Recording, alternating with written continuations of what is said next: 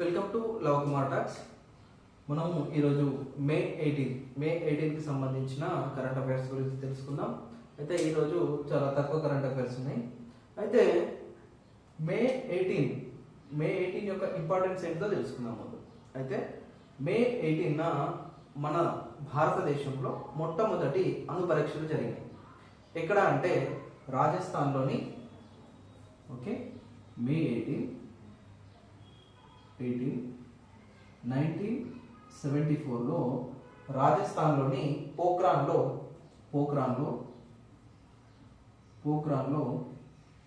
భారతదేశం యొక్క మొట్టమొదటి అణు పరీక్షలు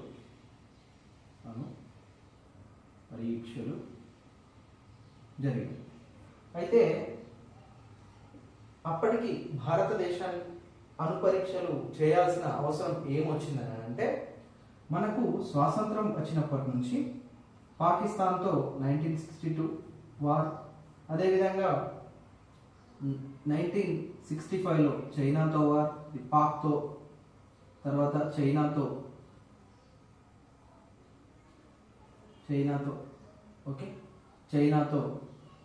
యుద్ధం, అదేవిధంగా 1971లో మనకు పాకిస్తాన్తో యుద్ధం అని అంటే బంగ్లాదేశ్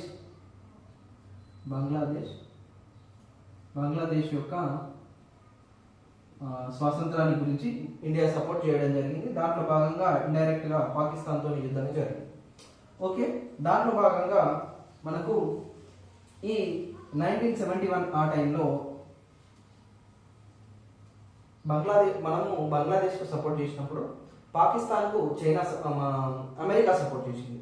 సో అమెరికా సపోర్ట్ చేయడం వల్ల ఏమైందని అంటే, అమెరికా భారతదేశానికి అణ్వాయుధాలు యొక్క షిప్ను ఇక్కడ ఇండియాకు తీసుకురావడానికి రెడీ అయింది. సో ఈ టైంలో మనకు రష్యా సపోర్ట్ చేసింది.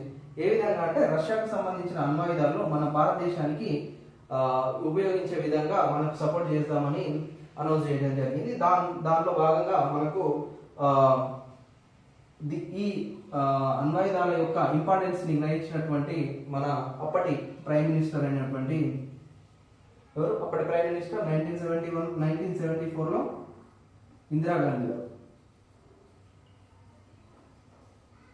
ఇందిరాగాంధీ గారు ఈ అణు పరీక్షను నిర్వహించడానికి పర్మిషన్ ఇవ్వడం జరిగింది. ఈ అణు పరీక్షలను ఈ పోఖ్రాన్ ఎక్కడ ఉంది? రాజస్థాన్లో. రాజస్థాన్లో ఈ పరీక్షలు నిర్వహించడానికి ముఖ్య కారణం ఏంటిదని అంటే, వేసవికాలం. మే అంటే వేసవికాలం. మ్యాక్సిమం ఇక్కడ మినిమం 50 degrees మనకు టెంపరేచర్ ఉంటుంది. ఈ టెంపరేచర్లో భారతదేశంలో ఆ ప్లేస్లో జరిగే ఏ విషయాన్ని కూడా అంతర్జాతీయ ఉపగ్రహాలు కానీ ఇంటెలిజెన్స్ వాళ్ళు కానీ పసిగట్టకుండా ఈ రాజస్థాన్లోని పోఖ్రాన్లో ఈ అణు పరీక్షలు కట్టుదిట్టంగా నిర్వహించడం జరిగింది. అయితే ఈ అణు పరీక్షలను ఎవరి ఆధ్వర్యంలో ఈ అణు పరీక్షలు జరిగినాయి అని అంటే, అప్పుడు ఎవరి ఆధ్వర్యంలో ఈ అణు పరీక్షలు జరిగినాయి అంటే, ఈ రాజా రామన్న,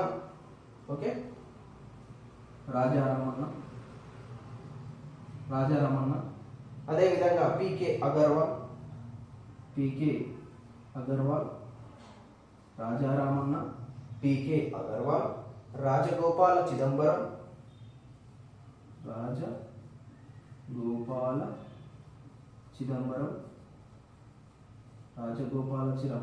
రామన్న, పికే అగర్వాల్, రాజగోపాల చిదంబరం, అదేవిధంగా అబ్దుల్ కలాం గారిని ఏమంటారు? మిసైల్ మ్యాన్ ఆఫ్ ఇండియా అని కూడా అంటారు. అదేవిధంగా ప్రణబ్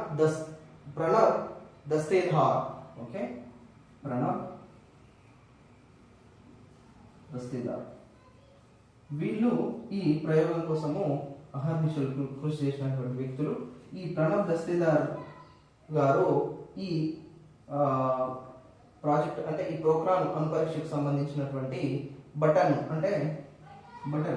మీటాను రూపొందించిన వ్యక్తి.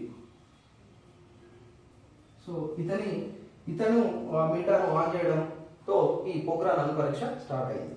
ఓకే, తర్వాత అయితే 1974 మే 18 నుండి ఇప్పుడు మే 18 ఓకే 2024 ఎన్ని ఇయర్స్ అవుతుంది? 50 ఇయర్స్ అవుతుంది. ఈ 50 ఇయర్స్ అవుతుంది, అందుకే ఇది ఇంపార్టెంట్. సో పోఖ్రాన్ దగ్గర ఫస్ట్ అణుపరీక్షలు చేసిన 1974 మే 18 నుండి 2014 మే 18 వరకు 50 ఇయర్స్ కంప్లీట్ అవుతుంది. ఓకే, అందుకే ఇది ఇంపార్టెంట్, అందుకే ఇది న్యూస్లో ఉంది ఈ విషయం. తర్వాత రెండవ అణుపరీక్షలు మనకు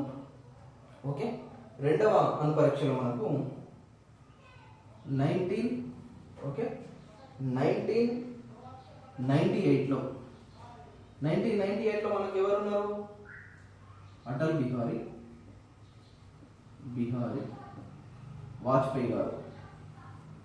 వాజ్పేయి గారు అప్పుడు మనకు ప్రియంగా ఉన్నారు. ఓకే, ఇది గుర్తుంచుకోండి. మే 18 యొక్క ప్రాముఖ్యత ఏంటిదో గుర్తుంచుకోండి. ఓకే, అయితే అప్పటికి కేవలము మనము అంటే ఇండియా అణుపరీక్షలు నిర్వహించడానికంటే ముందు కేవలము ఐక్యరాజ్య సమితి భద్రతా మండలిలోని 5 దేశాలు ఏది? యుఎస్ఏ,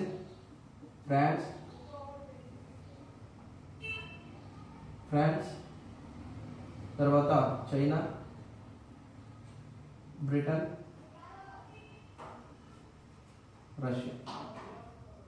రష్యా మాత్రమే అప్పటికి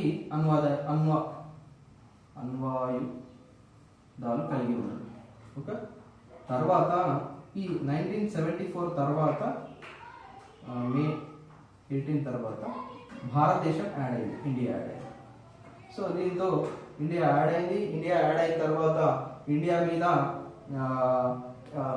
కండిషన్స్ కూడా యుఎస్ఏ తర్వాత మిగతా కంట్రీస్ కూడా దీనికి ఆపోజిట్గా ఇండియా మీద ఆంక్షలు కూడా విధించడం జరిగింది. ఓకే, ఇది ఇష్యూ. నెక్స్ట్ ఇష్యూ 2000 ఇంకొక రిపోర్ట్ ఉంది.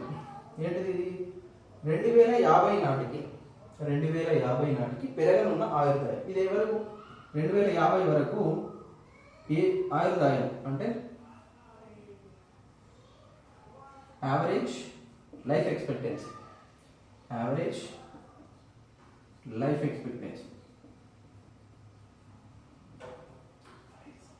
అనేది పెరుగుతుందట. ఇది ఎవరు తెలిపిండ్రు? లాన్సెట్ ఓకే, లాన్సెట్ అధ్యాయం.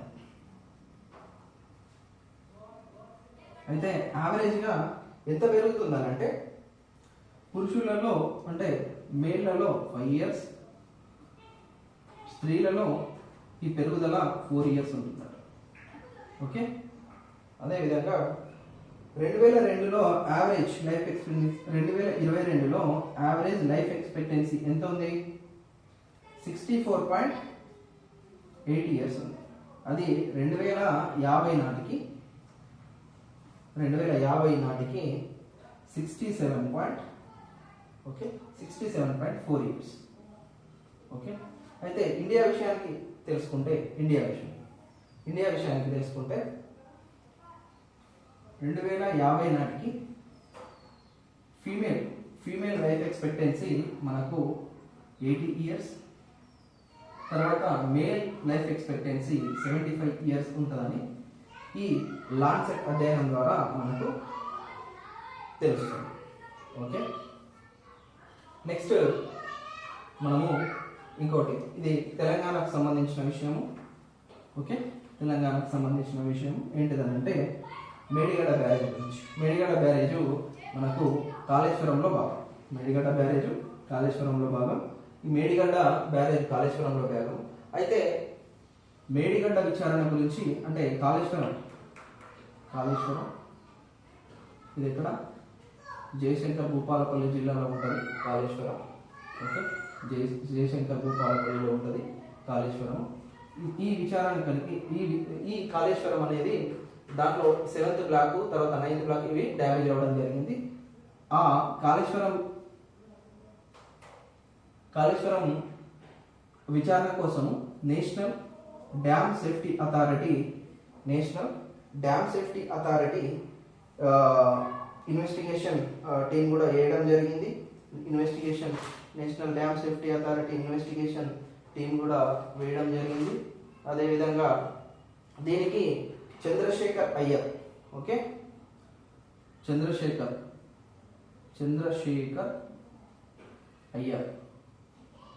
అయ్యర్ దీన్ని విచారణ చేస్తున్నారు. అదేవిధంగా ఇప్పుడు national dam safety authority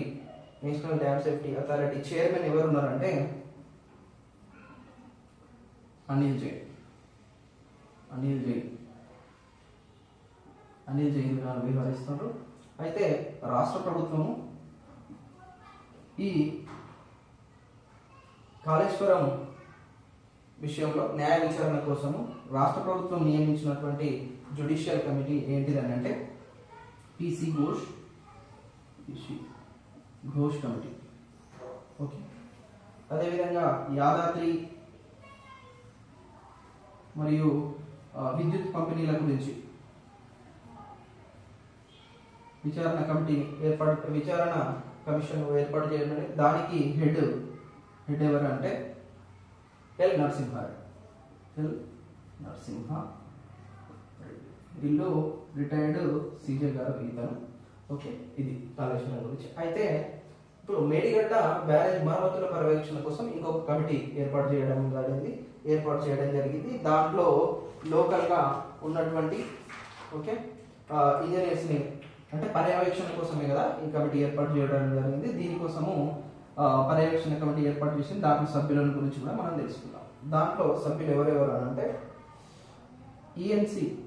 ENC general అయినటువంటి అనిల్ కుమార్ గారు. అంటే ఇప్పుడు పాడైపోయింది కదా మేడిగడ్డ బ్యారేజ్, దాని రిపేర్స్ అంటే మరమ్మతులు చేస్తారు, దాన్ని పర్యవేక్షించే కమిటీలో మెంబర్స్ వీళ్ళు అన్నట్టు. ఈఎన్సీ ఆపరేషన్ అండ్ మెయింటెనెన్స్ కి సంబంధించి నాగేంద్రరావు గారు,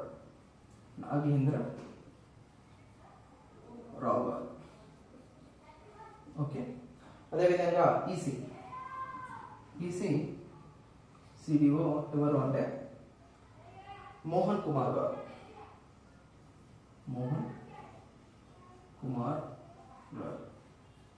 ఓకే. అదేవిధంగా రామగుండం ఈసీ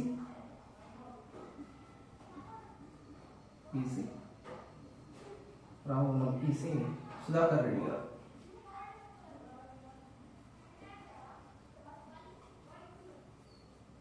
ఈ కమిటీలలో అంటే విచారణ కాదు, మేడిగడ్డ మరమ్మతుల పర్యవేక్షణ కమిటీలో మెంబర్స్. విచారణ కమిటీలో మెంబర్స్ ఏమో నేషనల్ డ్యామ్ సేఫ్టీ అథారిటీ వాళ్ళు అపాయింట్ చేసిన కమిటీ ఏమో అయ్యర్ గారి కమిటీ. అదేవిధంగా తెలంగాణ గవర్నమెంట్ ఏర్పాటు చేసినటువంటి కమిటీ ఏమో పీసీ ఘోష్ కమిటీ. అదేవిధంగా విద్యుత్తుకు సంబంధించినటువంటి ఎక్స్పెండిచర్స్ గురించి కానీ విద్యుత్ యాదాద్రి పవర్ ప్లాంట్కి సంబంధించిన వాటికి సంబంధించిన ఏమంటారు కానీ కమిటీ కానీ మనకు ఎల్ నరసింహారెడ్డి గారి కమిటీ ఏర్పాటు చేయడం జరిగింది. ఇవి ఈరోజు ముఖ్యంగా ఉన్నటువంటి కరెంట్ అఫైర్స్. రేపు మనము ఇంకో కరెంట్ అఫైర్స్ వీడియోతో మీ మీద ఉంటాం. అయితే నెక్స్ట్ ఏంటిదని అంటే ఈ వీడియోస్ మీకు కనుక నచ్చినట్టయితే, నా ఎక్స్ప్లెనేషన్ కానీ ఈ వీడియోస్ కానీ మీకు నచ్చినట్టయితే నా ఛానల్ సబ్స్క్రైబ్ చేసుకోండి. మీ ఫ్రెండ్స్కి కానీ మీ ఫ్యామిలీ మెంబర్స్కి కానీ స్టూడెంట్స్ ఎవరైనా టీఎస్పీఎస్సీ ఏపీఎస్సీ ఎగ్జామ్స్ కోసం ప్రిపేర్ అవుతున్న వాళ్ళకు కానీ నా వీడియోస్ని షేర్ చేయండి. Thank you.